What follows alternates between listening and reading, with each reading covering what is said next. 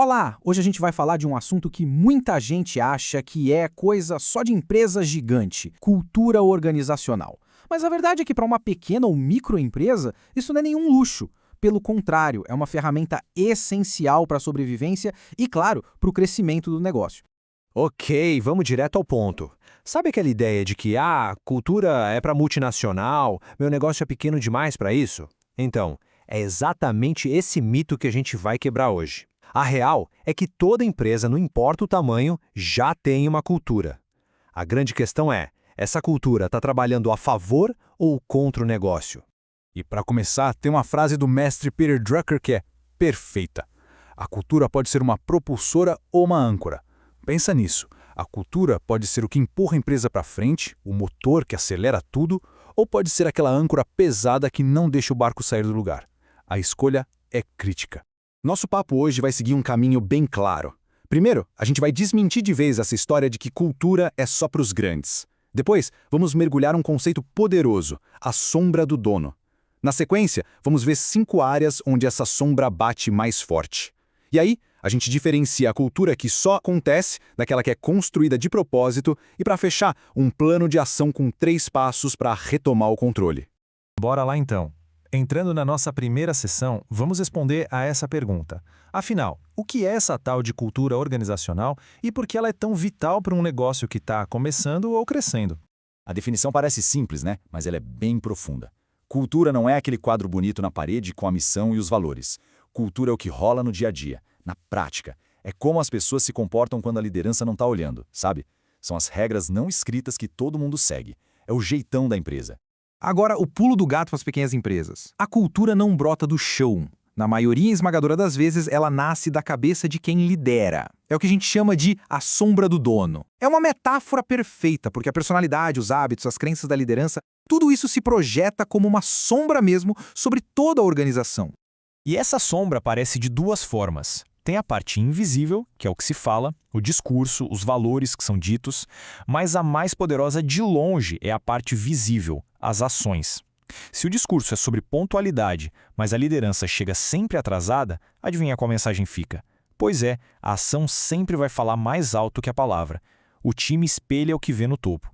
E essa influência da liderança não é algo vago, não. Ela tem consequências diretas, intensas e muito rápidas em áreas super críticas do negócio. Vamos ver agora onde essa sombra se projeta com mais força, podendo definir o sucesso ou o fracasso da operação. Essa transferência de cultura se manifesta de forma bem clara em 5 áreas que merecem atenção máxima. Nós vamos analisar como o estilo de quem lidera molda a tomada de decisão, a ética, a tolerância ao erro, o ritmo de trabalho e até a comunicação do dia a dia. Cada um desses pontos é um reflexo direto de quem está no comando. Primeiro, a tomada de decisão. Uma liderança que centraliza tudo cria uma equipe passiva, que fica só esperando ordens. Isso gera gargalos, deixa tudo mais lento. Agora, quem confia na equipe e delega, fomenta uma cultura de autonomia, de agilidade, onde as pessoas têm iniciativa para resolver os problemas. Em segundo lugar, a ética. O jeito que a liderança trata os clientes vira o padrão para todo mundo. Se a prioridade é o lucro rápido a qualquer custo, a equipe entende que essa é a regra do jogo e copia esse comportamento.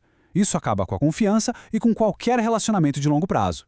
E esse padrão, ele não fica só com os clientes, ele contamina as relações internas também. O terceiro ponto é fundamental: a tolerância ao erro. Um ambiente que pune qualquer falha de forma severa cria uma cultura de medo. Ninguém se arrisca, ninguém tenta nada novo e a inovação morre. Já uma cultura que entende o erro como parte do aprendizado permite que a equipe se sinta segura para assumir riscos, para evoluir e para a empresa se adaptar. Quarto ponto, o ritmo de trabalho. Aquele líder workaholic, sabe? Que manda mensagem fora de hora, que não se desliga, isso cria um sentimento de exploração, de desrespeito. Além de deixar um ambiente tóxico, abre uma porta perigosíssima para processos trabalhistas, com prejuízo financeiro real. Respeitar os limites é sobre profissionalismo. E por último, a linguagem. Tratar todo mundo bem é o básico, mas informalidade em excesso pode ser um problema. O vocabulário, o jeito de se comunicar por escrito, tudo isso cria uma conduta de respeito. Confundir cordialidade com intimidade pode aos poucos minar a autoridade e criar uma bela confusão nas relações de trabalho. Ok, acho que já entendemos bem o problema e como ele aparece no dia a dia, né? Agora, vamos para a solução.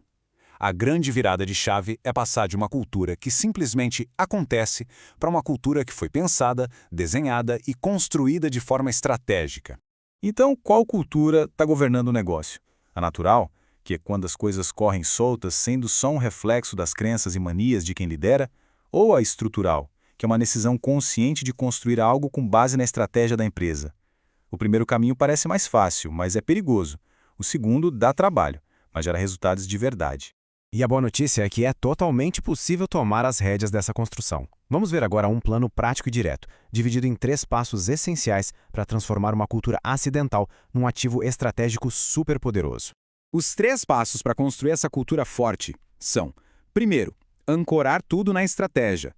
Segundo, formalizar as regras num manual de conduta. E terceiro, que talvez seja o mais importante, garantir que essas regras sejam cumpridas por todo mundo. O primeiro passo é o alicerce. A cultura não pode ser uma invenção aleatória, ela precisa nascer diretamente dos pilares estratégicos do negócio. Qual é a missão da empresa? Onde ela quer chegar? Quais são os valores inegociáveis? A cultura tem que ser a tradução prática de tudo isso. O segundo passo é tirar as regras do campo do subentendido e colocar no papel. Um manual de conduta deixa as expectativas formalizadas. Como se deve tratar um cliente? Como é a comunicação interna? O que se espera no relacionamento com fornecedores?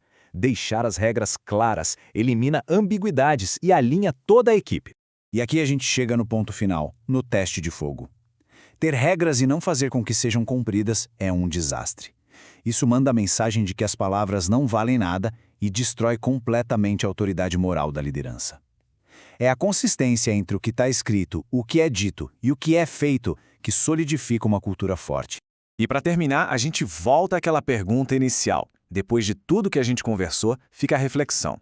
A cultura que existe hoje na empresa, essa que é moldada pela sombra da liderança, ela está funcionando como uma âncora, prendendo o negócio, ou ela é um propulsor que impulsiona todo mundo na direção certa? A escolha de qual será o futuro está nas mãos de quem lidera.